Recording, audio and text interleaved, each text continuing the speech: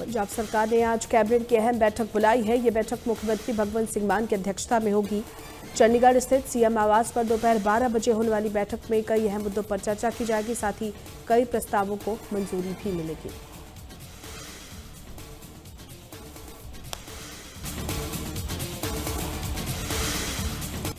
पंजाब के मुख्यमंत्री भगवंत सिंह मान ने अमृतसर के अजनाला में बनने वाले सरकारी डिग्री कॉलेज की नींव रखी। लंबे समय से क्षेत्र के लोग उच्च शिक्षा संस्थान की मांग कर रहे थे, जो अब पूरी होने जा रही है। इस कॉलेज के निर्माण से अजनाला और आसपास के गांव के युवाओं को उच्च शिक्षा के लिए दूर दराज के शहरों का रुख नहीं करना पड़ेगा।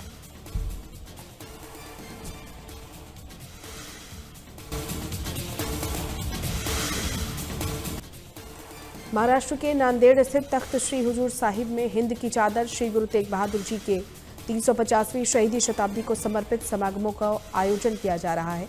इसके लिए पंजाब के मुख्यमंत्री भगवंत सिंह मान को निमंत्रण मिला है। दमदमी टकसाल प्रमुख संत ज्ञानी हरनाम सिंह खालसा और तख्त श्री हुजूर साहिब के जत्थेदार बाबा कुलवंत सिंह ने सीएम मान को निमंत्रण भेजा है, जिस पर मुख्यमंत्री भगवंत सिंह मान ने आभार जताया। उन्होंने कहा शताब्दी समागमों में शामिल होने और श्री हुजूर साहिब में नतमस्तक होने के लिए वो जरूर जाएंगे।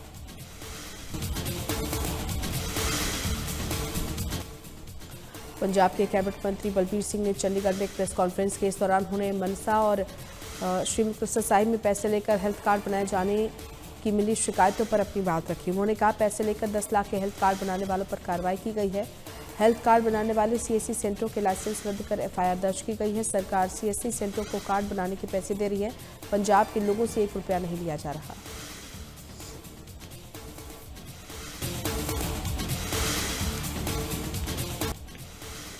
पंजाब सरकार ने शहरी सार्वजनिक सुरक्षा और पशु कल्याण को मजबूती देने की दिशा में अहम कदम उठाया है। कैबिनेट मंत्री संजीव अरोड़ा ने लुधियाना के हैबोवाल डेयरी कॉम्प्लेक्स में प्रदेश की पहली डॉग सेंचुरी का उद्घाटन किया। इस पहल का उद्देश्य आवारा कुत्तों के मानवीय प्रबंधन के साथ साथ डॉग बाइट की बढ़ती घटनाओं पर प्रभावी नियंत्रण करना है। कैबिनेट मंत्री ने बताया कि सेंचुरी की क्षमता करीब 500 डॉग की और इसे पायलट प्रोजेक्ट के तौर पर शुरू किया गया है।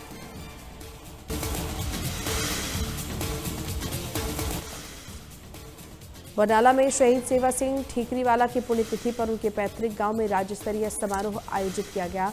इस दौरान वित्त मंत्री हरपाल सिंह चीमा, पंजाब आम आदमी पार्टी के अध्यक्ष अमन अरोड़ा और सांसद मीत हेयर ने शहीद को श्रद्धांजलि अर्पित की। इस मौके पर शहीद सेवा सिंह के योगदान और प्रजामंडल आंदोलन में उनके संघर्ष को लेकर चर्चा भी की गई।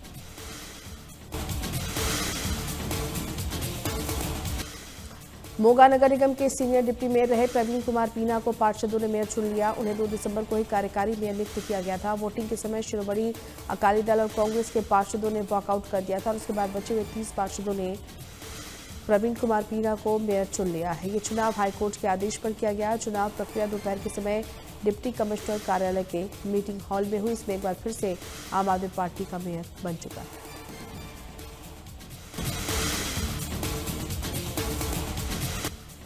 पंजाब के पूर्व मुख्यमंत्री और कांग्रेस सांसद चरणजीत सिंह चन्नी ने हाल ही में अपने खिलाफ किए जा रहे जातिगत बयानों के दुष्प्रचार पर कड़ा रुख अपनाया।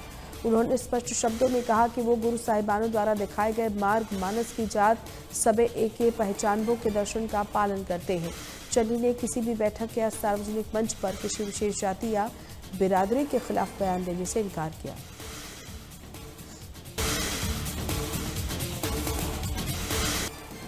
गणतंत्र दिवस के चलते सुरक्षा के मद्देनजर पटियाला के रेलवे स्टेशन और संदिग्ध जगहों पर चेकिंग अभियान चलाया गया। डीएसपी सतनाम सिंह ने बताया कि डीआईजी और एसएसपी वरुण शर्मा के निर्देशानुसार आने वाले गणतंत्र दिवस के कानून और सुरक्षा व्यवस्था को पुख्ता बनाने के लिए चेकिंग की जा रही है।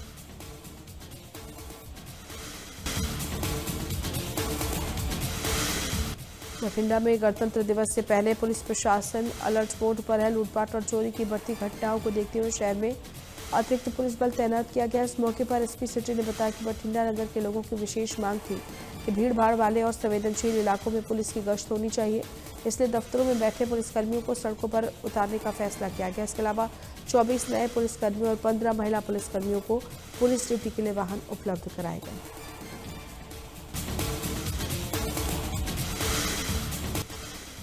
तरनतारन के भागुपुर गांव में सोमवार को एक घर का लेंटर गिर जाने से 3 मजदूर गंभीर रूप से घायल हो गए।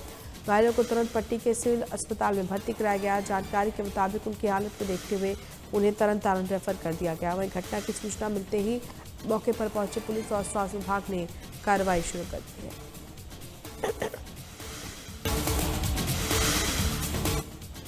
हरियाणा के डीजीपी अजय सिंघल ने पंचकूला में उच्च स्तरीय समीक्षा बैठक की, जिसमें प्रदेश भर के अतिरिक्त पुलिस महानिदेशक, पुलिस आयुक्त और पुलिस अधीक्षक शामिल हुए। बैठक के दौरान कानून व्यवस्था को और अधिक मजबूत बनाने, अपराध रोकथाम के लिए ठोस रणनीति अपनाने और आम लोगों के लिए सुरक्षित, शांतिपूर्ण और भयमुक्त माहौल बनाने पर चर्चा हुई।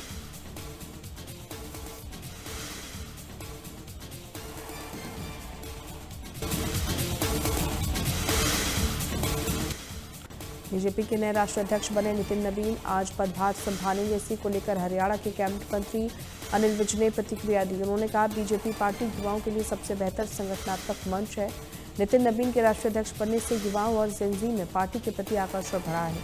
इसके अलावा उन्होंने कहा, मेरा मानना है कि जिस पार्टी के अंदर डेमोक्रेसी नहीं है वो पार्टी देश के प्रजातंत्र की रक्षा नहीं कर सकती। वहीं विपक्ष पर तंज कसते हुए केंद्रीय मंत्री ने कहा कि बाकी पार्टियों में रिटायरमेंट के आसपास राष्ट्रीय अध्यक्ष बनाया जाता है।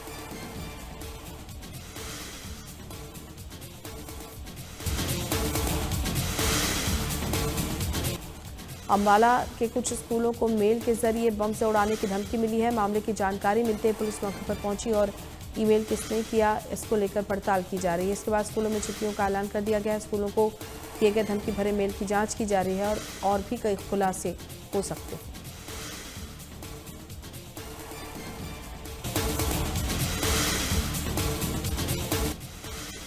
करनाल के बस्ताड़ा टोल प्लाजा पर जल्द ही मल्टी लेन फ्री फ्लो यानी MLFF सिस्टम लागू होने जा रहा है।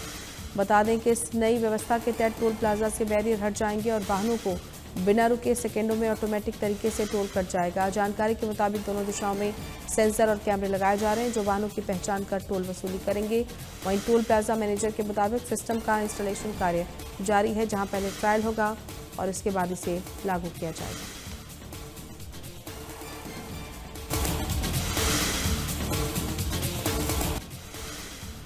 पिहोवा में अंतर्राष्ट्रीय सरस्वती महोत्सव को लेकर सरस्वती तीर्थ पर भजन संध्या का आयोजन किया गया। भजन संध्या में बीजेपी के जिलाध्यक्ष तिजेंद्र सिंह गोल्डी ने बतौर मुख्य अतिथि शिरकत की। इस दौरान उन्होंने मां सरस्वती और श्री गणेश जी की आरती की। वहीं भजन संध्या के पहले दिन प्रसिद्ध कलाकार सुप्रिया शर्मा और उनके साथी कलाकारों ने मां सरस्वती की वंदना की, जिससे पूरे सरस्वती तीर्थ पर वातावरण भक्तिमय हो गया।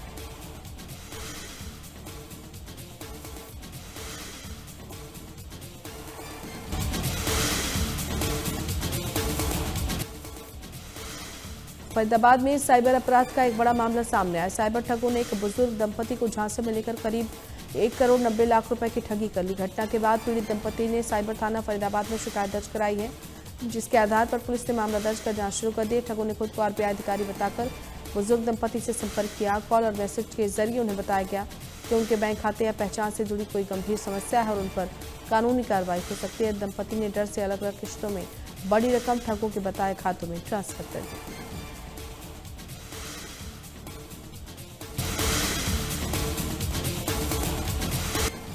पंचकूला में यातायात नियमों के उल्लंघन पर ट्रैफिक पुलिस ने सख्ती बरती। इसी के तहत कार्रवाई करते हुए बिना नंबर प्लेट और वैध दस्तावेजों की चल रही एक बाइक को इम्पाउंड किया गया। बता दें, यह कार्रवाई सिटी ट्रैफिक के SHO वरिंद्र कुमार के नेतृत्व में औचक चेकिंग अभियान चलाया गया, जहां पुलिस ने एक बाइक को रोककर जांच की, जिसमें पाया गया कि चालक के पास वाहन से संबंधित कोई भी वैध दस्तावेज मौजूद नहीं था।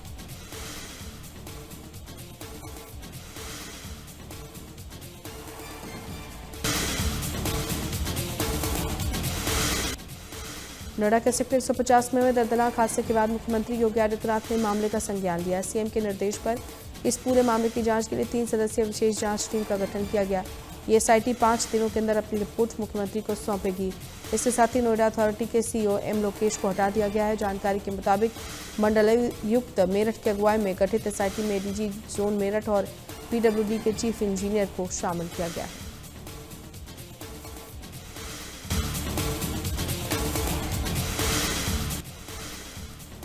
लखनऊ में 86वें अखिल भारतीय पीठासीन अधिकारियों के सम्मेलन का आयोजन किया गया।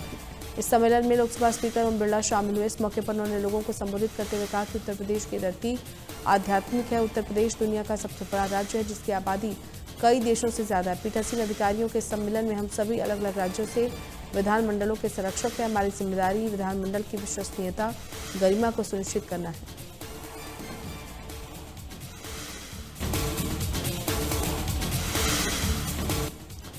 बाराबंकी में भ्रष्टाचार के खिलाफ बड़ी कार्रवाई करते हुए एंटी करप्शन टीम ने बड़ी कार्रवाई की, जहां थाना बदोसराय में तैनात दारोगा सुरेश को 25,000 रुपए की रिश्वत लेते हुए रंगे हाथ गिरफ्तार किया गया। इस दौरान रिश्वत का सौदा कराने वाले खुर्शीद नामक व्यक्ति को भी हिरासत में लिया गया। एंटी करप्शन टीम के मुताबिक दारोगा सुरेश एक मुकदमे में नाम बढ़ाने के बदले वादी से 25,000 रुपए की रिश्वत मांग रहा था।